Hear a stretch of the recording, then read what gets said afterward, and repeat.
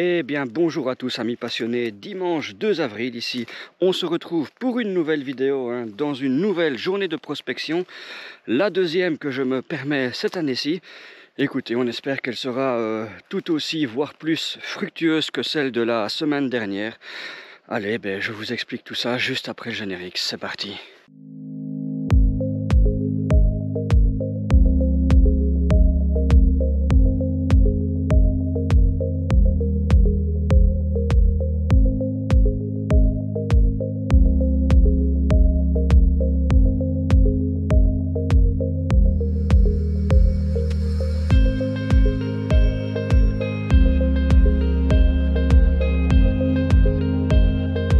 Bon, très court briefing sur la journée d'aujourd'hui. Alors, je vais aller visiter le bois que j'ai dégoté la semaine dernière, là où j'ai trouvé 4 spots. J'espère qu'il y aura eu de la repousse, bien évidemment. Mais bon, il a sacrément plu cette semaine, ce qui n'aide pas à remonter la température du sol.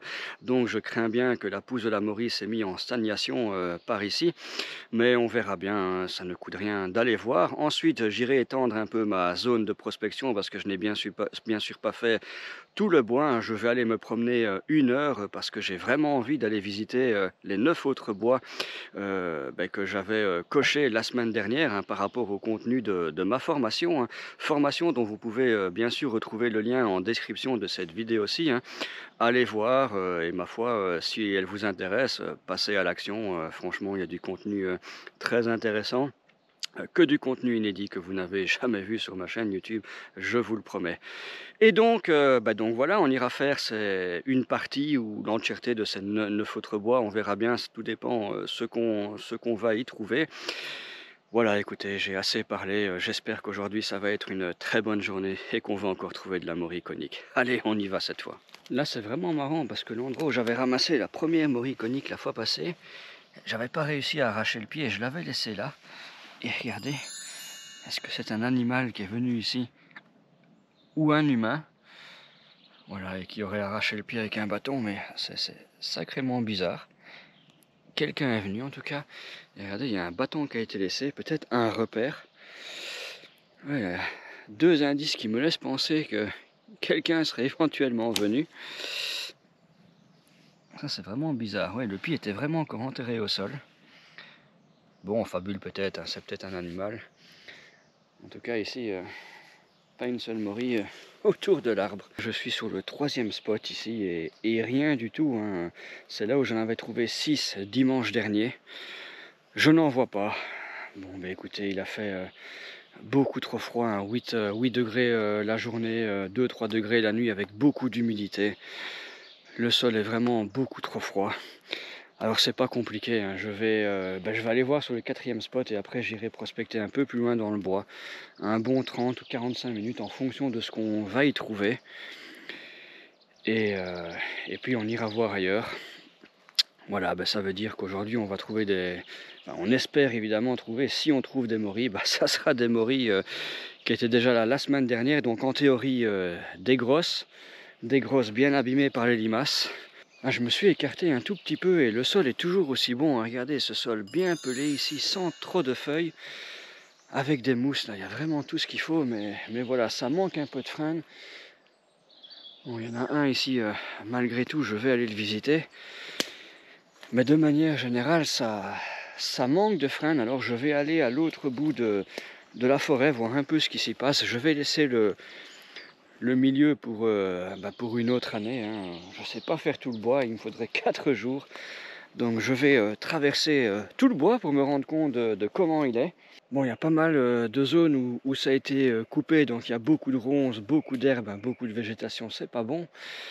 Mais regardez un peu ça, ça c'est sûrement une mise à blanc qui a été faite il y a une quinzaine d'années et puis les arbres ont regité. Ça fait tout des beaux petits taillis comme ça entre les noisetiers et des petits freins, là, il y a tout ce qu'il faut. Voilà, c'est peut-être un peu trop tôt maintenant, là, je suis vraiment en bordure de champ en plus.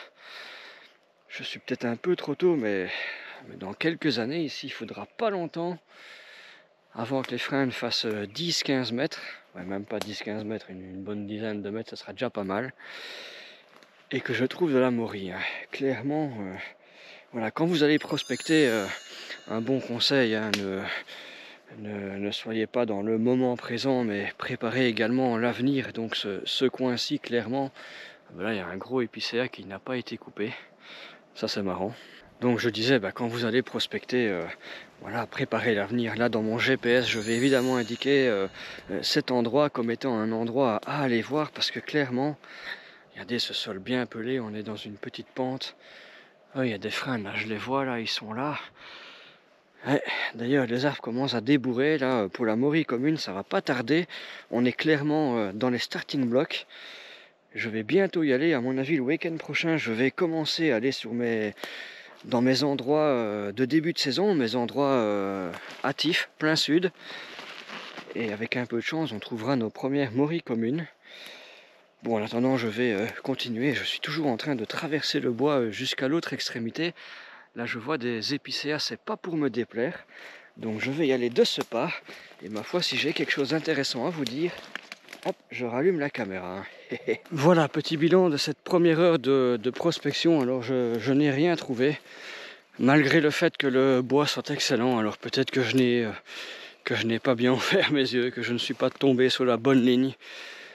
Mais voilà, c'est comme ça. Non, mais sinon, le bois vraiment est excellent. Regardez, encore ici, je suis presque à la sortie du bois.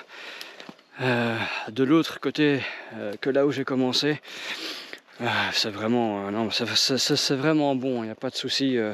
On pourrait y passer clairement 4 jours à prospecter. Je vais pas le faire parce que j'ai envie, bien entendu, de découvrir d'autres forêts, hein, ça c'est sûr et certain. C'est ce que je vais m'empresser de faire maintenant, mais voilà, petite heure très, très enrichissante. Je reviendrai même ici au moment de la Maury commune, parce qu'il y a des très bons endroits. Bon, malheureusement, pas de gros arbres, mais les petits taillis comme ça, voilà, ça me plaît. Franchement, ici, pour la Maury commune, il y a peut-être moyen d'y faire quelque chose. Il y a pas mal de frênes à certains endroits. Je les ai tous notés, évidemment, ces endroits. Il n'y aura plus qu'à revenir au moment de la Maury commune et revenir également l'année prochaine au moment de la conique. Si la saison est bien meilleure, parce que malgré tout, j'ai l'impression que par chez moi, la saison des Maury coniques est bien pourrie.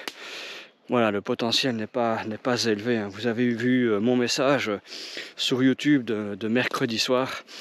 J'ai fait ma cueillette sur mes spots habituels et j'ai trouvé 3 Maury. Donc voilà, certes, on sait bien que mes spots disparaissent, mais malgré tout, il m'en reste quand même quelques-uns où normalement il devrait y en avoir bien plus.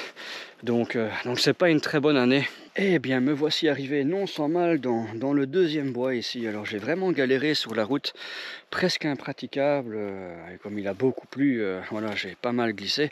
J'espère d'ailleurs que je pourrai repartir sans m'embourber. Voilà, j'espère que je pourrai retourner sur la route principale sans galérer, sinon ça va être chaud. Mais voilà, donc me voilà dans cette deuxième forêt. Directement, les plantes indicatrices me prouvent que je suis sur du terrain calcaire, il n'y a pas de souci. Les plantes sont différentes de là où j'étais tout à l'heure, hein, puisqu'il y avait de la petite pervenche, du lierre rampant et des mercuriales. Ici, c'est plus des anémones et du lierre. Mais voilà, je suis sur du terrain calcaire, il y a aucun souci. Alors, si on regarde un peu les arbres, on observe assez rapidement qu'ils ont tous la même taille. Apparemment ici il y a eu une mise à blanc il y a une quinzaine d'années, je ne vois que ça. Et tous les arbres ont poussé, du coup ils font à peu près tous la même taille. Voilà, quand je jette un œil au sol, là on change carrément de biotope par rapport à tout à l'heure, parce qu'il y a beaucoup de feuilles. À mon grand regret, je n'aime pas trop ça, mais bon, je ne vais pas enterrer ce bois tout de suite. Je vais quand même tourner une bonne grosse demi-heure, 45 minutes. Si ça se trouve plus loin, dans 100 mètres, il y a de nouveau des zones qui sont excellentes. Là, il y a vraiment quelques endroits ici qui sont top, où le sol est bien pelé, où je retrouve exactement le même sol que tout à l'heure avec ces mousses. Voilà, regardez, par contre, je suis arrivé dans un endroit où les arbres sont bien plus grands. Là, on voit qu'il y a des gros arbres, je ne sais pas si vous les voyez. De toute façon, je vais y aller. Mais on voit qu'ils ont quand même sacrément coupé ici. Regardez cette ligne qu'ils ont fait dans la forêt. Quand on me dit que les sylviculteurs entretiennent la forêt, moi je suis désolé, mais ça c'est pas de l'entretien, c'est de la destruction. Bon, après pour les morilles, comme vous le savez, c'est pas mauvais, hein. Dès que le sol a été un peu retourné, notamment ici, regardez là les machines qui ont retourné tout ça, et puis les animaux qui sont arrivés par derrière. Là on voit des mottes de taupes, des taupinières, hein. Donc pourquoi pas, c'est pas mauvais, hein. Par contre ici, je vois pas d'épicéa, hein. Vous savez, moi j'adore, en tout cas par chez moi, et c'est pas le cas partout, hein. Moi je parle toujours de ce duo épicéa frêne pour la morille conique.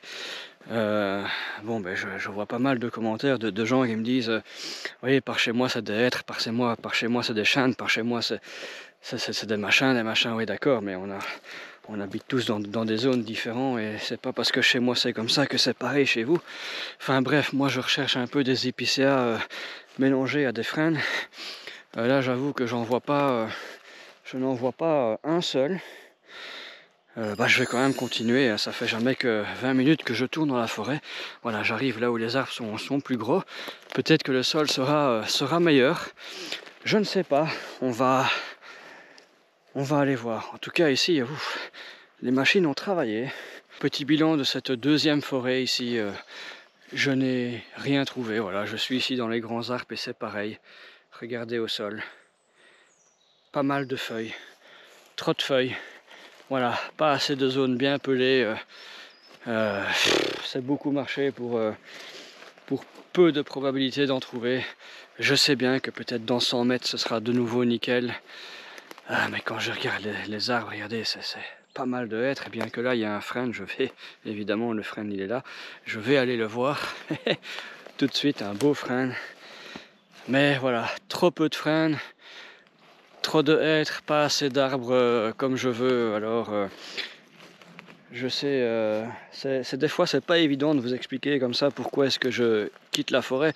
Bon, je viens de le dire, il y a trop de feuilles, il n'y a pas assez de frênes, etc., etc. Mais il y a aussi un petit quelque chose comme ça qui me dit que non, là ici, il n'y a pas de morille, hein, ni de la morille conique. Et à mon avis, pareil pour la morille commune.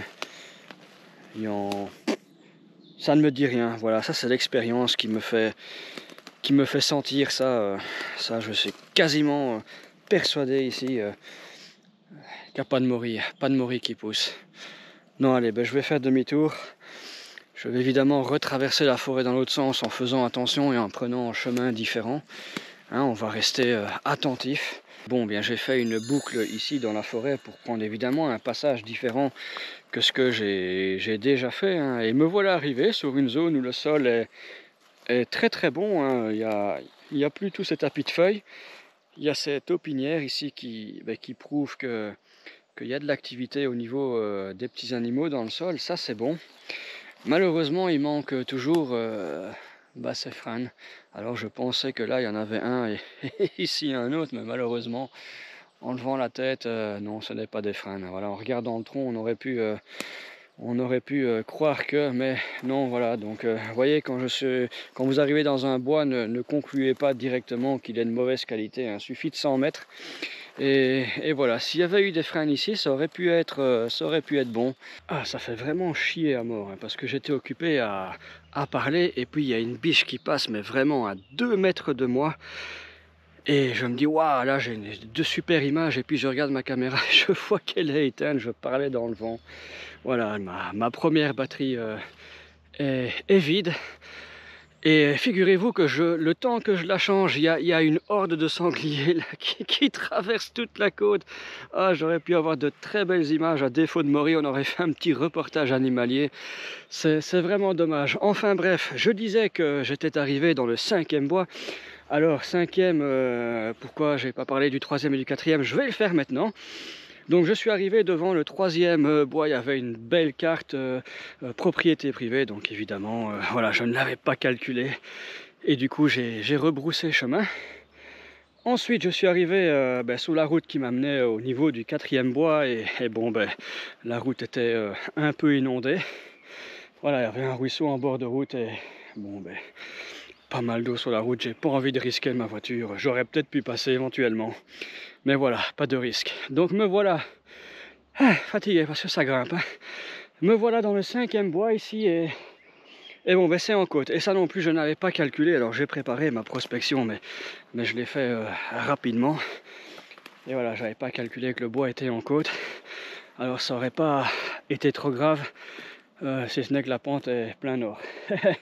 Voilà, plein nord. Donc à mon avis, sachant que les morilles coniques sont difficiles à pousser parce qu'il fait froid, très humide. À mon avis, les pentes plein nord laissent tomber. Enfin, j'ai quand même vu en théorie qu'il y avait des paissières au niveau du plateau. C'est ça que je grimpe cette côte. Je vais aller voir la situation. En tout cas, du côté gauche, regardez, magnifique. En regardant les airs, des frênes dans une pente plein nord. Place de fin de saison pour les morilles communes. Ah, ici je vais revenir, ça c'est sûr et certain. Et regardez, si je suis occupé à monter ici sur une espèce de zone qui a été mise à blanc, là sur 4 mètres de large. Ah là, clairement, pour la morille commune, je vais revenir. Regardez, les arbres ont été broyés, donc clairement, ça c'est vraiment tout bon pour ce fameux effet mise à blanc. Je me souviens, c'était en 2020 ou en 2021, j'avais fait un pactole sur une zone carrément identique. Le pire, c'est qu'on est vraiment pas loin. En plus, excellent. Donc voilà, allez, je vais aller sur le plateau. J'y vais lentement, mais sûrement. On n'a plus 20 ans. Ah, et on fait plus 40 kilos. Ça, c'est sûr et certain. Donc je vais aller, je vais couper la caméra, je grimpe. Oh là là là, regardez ça ici, je suis sous le plateau là. Comment ça descend un pic, c'est vraiment un truc de malade. Comment j'ai fait pour monter ça? Ah, on est quasiment à la verticale, ouf. Et pourtant, quand je regarde le sol et les arbres, c'est vraiment nickel pour la morille commune. Voilà, une côte plein nord ici, plein de fin de saison. Ah, ça dans un mois, je vais y retourner. Je vais noter ça sur mon GPS assez rapidement. Et dans un mois, je suis ici, ça va être chaud, hein, mais bon, il y a toujours moyen d'emprunter les chemins de gibier, les petits chemins de gibier tous les 10 mètres, et ça va le faire. Bah, comme ici, là, je suis au-dessus de la côte, et voilà un beau chemin de gibier, là, vraiment nickel. Bon, allez, moi je vais là où c'est indiqué qu'il y a des épicéas, même si au loin je ne les vois pas, ça a peut-être été coupé, ça c'est très emmerdant. Ah, je vais aussi aller, je vais aller là, ici, faire le plateau dans les feuilles, pourquoi pas. Il y a aussi des frênes, le sol est nickel, regardez ça. Allez, du lierre, pas beaucoup de feuilles. Ah, plus loin, on dirait qu'il y a un peu plus de végétation, mais bon, en regardant en loin, on n'a pas forcément un bon aperçu.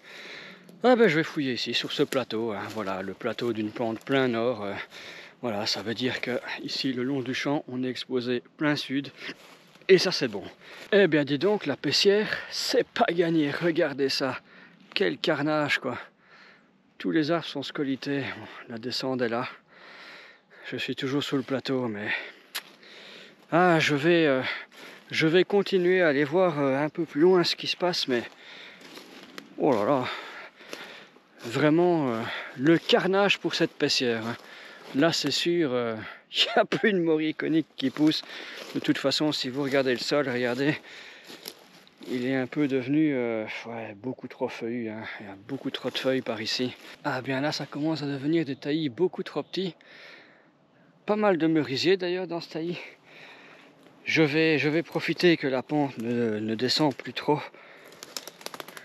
pour retourner à la voiture. Hein. Mais c'est cool, la prochaine fois, je saurai que je dois venir par ici.